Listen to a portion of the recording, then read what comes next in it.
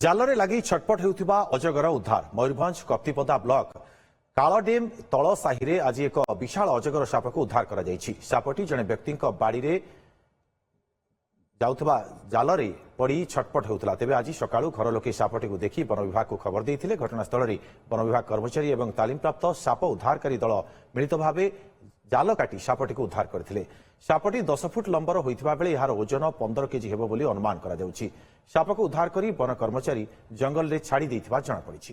ଜାଲରେ ଲାଗି ଛଟପଟ ହେଉଥିବା ଅଜଗର ଉଦ୍ଧାର। ମୟୂରଭଞ୍ଜ କପ୍ତିପଦା ବ୍ଲକ କାଳଡେମ୍ ତଳ ସାହିରେ ଆଜି ଏକ ବିଶାଳ ଅଜଗର ସାପକୁ ଉଦ୍ଧାର କରାଯାଇଛି। ସାପଟି ଜଣେ ବ୍ୟକ୍ତିଙ୍କ ବାଡ଼ିରେ ଯାଉଥିବା ଜାଲରେ ପଡ଼ି ଛଟପଟ ହେଉଥିଲା। ତେବେ ଆଜି ସକାଳୁ ଘର ଲୋକେ ସାପଟିକୁ ଦେଖି ବନ ବିଭାଗକୁ ଖବର ଦେଇଥିଲେ। ଘଟଣାସ୍ଥଳରେ ବନ ବିଭାଗ କର୍ମଚାରୀ ଏବଂ ତାଲିମପ୍ରାପ୍ତ ସାପ ଉଦ୍ଧାରକାରୀ ଦଳ ମିଳିତ ଭାବେ ଜାଲ କାଟି ସାପଟିକୁ ଉଦ୍ଧାର କରିଥିଲେ। ସାପଟି 10 ଫୁଟ ଲମ୍ବର ହୋଇଥିବା ବେଳେ ଏହାର ଓଜନ 15 କେଜି ହେବ ବୋଲି ଅନୁମାନ କରାଯାଉଛି।